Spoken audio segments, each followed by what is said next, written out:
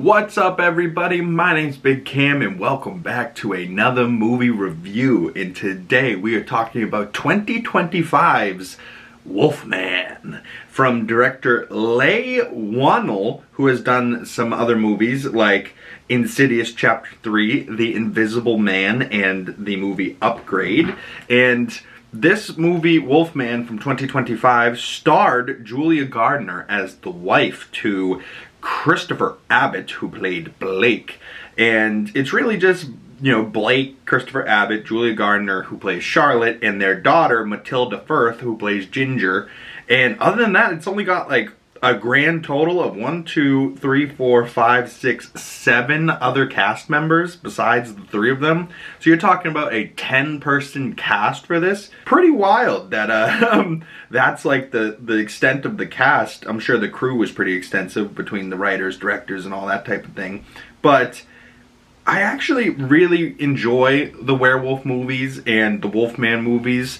As far as other werewolf movies that I've done on this channel, and there's a list on my Letterboxd that says spooky season, so that's kind of like my horror, Halloween, anything that's in that genre of spookiness or vampire or werewolf.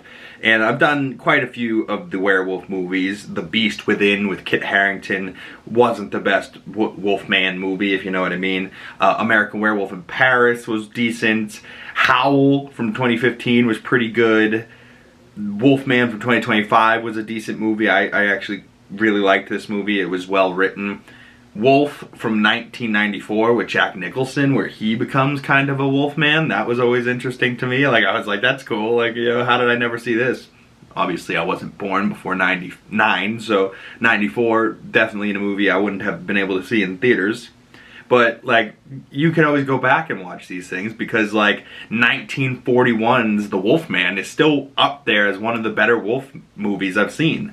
But growing up, the Van Helsing movie with Hugh Jackman was always up there for me.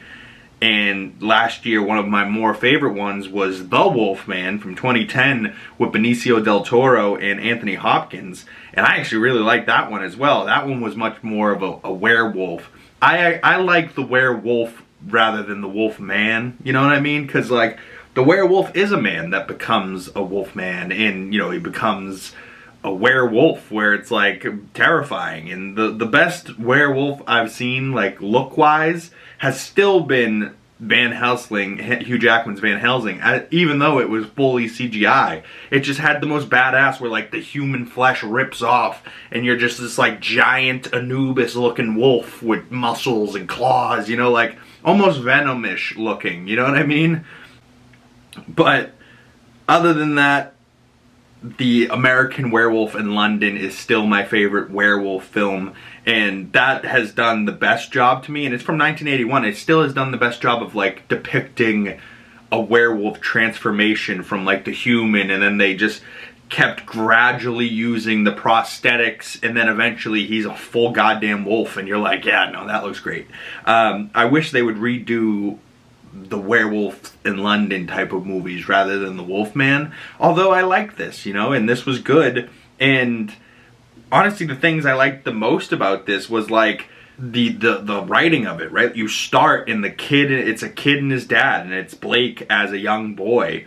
And he's out there with his dad, and his dad, they're hunting a deer, and he goes, stay with me, it's dangerous out here. And we're like, all right, he's just out in the woods hunting a deer, what's so dangerous? And then the kid, the deer runs off, and the dad thinks he's lining up the shot, and the deer, just ducks out of his view, and he looks around and he goes, where's the fuck's my boy?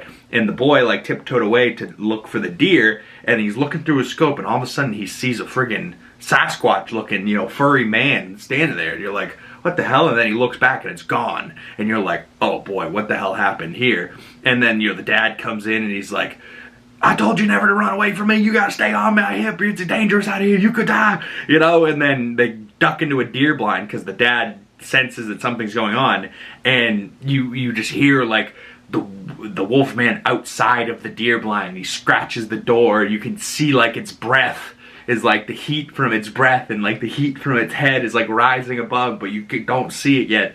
And they did a great job holding and holding and holding the reveal of the Wolfman until it was necessary. You know what I mean? Like, all you saw was just a quick shot of him standing there, and you're like, oh shit, what was that? And then you see an arm, and then you hear a growl, and then you see a scratch, and like, you don't need to see it right away, right? Like, and I love a horror movie like this because you gotta be afraid of that thing that's hunting you rather than be afraid of that ghost that's in your house, you know? Like, I like movies like this where it's like, hey, be afraid of the chupacabra, the werewolf, the vampire, be afraid of that thing. Don't be afraid of the shadows in your house, you know? Like the witch and the, you know, the weird shit. I'm into monsters, I'm not into creepy. You know what I mean? But monsters can be creepy, but I'm here for a creepy monster than a creepy ghost or a witch or a demon or a Nah.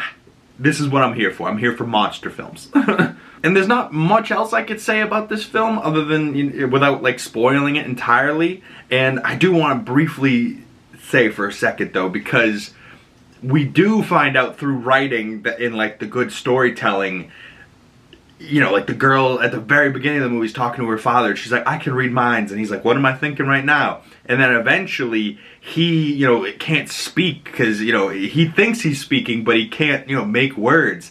And from their perspective, he can't hear them saying anything. And it looks like, even though it's dark, he can see in the dark. And there was like elements to this that were like interesting, but not necessary, right? They could have leaned into the campy Wolfman of it all instead of, what is it like to be the Wolfman and becoming the Wolfman? And it's more of like, what if this guy got infected by the Wolfman virus and became it, rather than being a werewolf type of thing. And I like the werewolf story more than the Wolfman virus story, you know what I mean? But it's, you know, it is what it is. It's still a good story.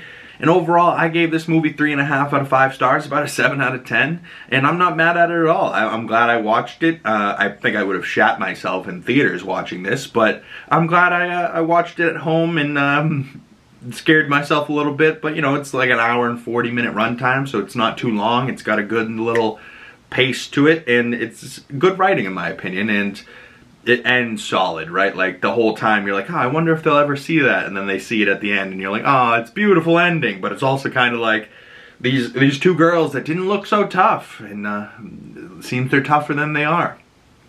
But comment below if you've seen this movie, or if you're a fan of monster films or werewolf or vampire films. Comment below your favorite horror films or what movie recommendations you might have for me. Drop those down in the comment section below. If you've seen Wolfman, comment down below your thoughts on it. I would love to hear them. And thank you guys so much for coming on by. If you would like to follow my other social medias, links down in the description below. And I will see you beautiful people in the next video. Make sure you hit that bell so you don't miss future videos and you get the notifications. Subscribe, comment, do all the things to support the channel. I highly appreciate it. I'll see you beautiful people in the next one. Peace.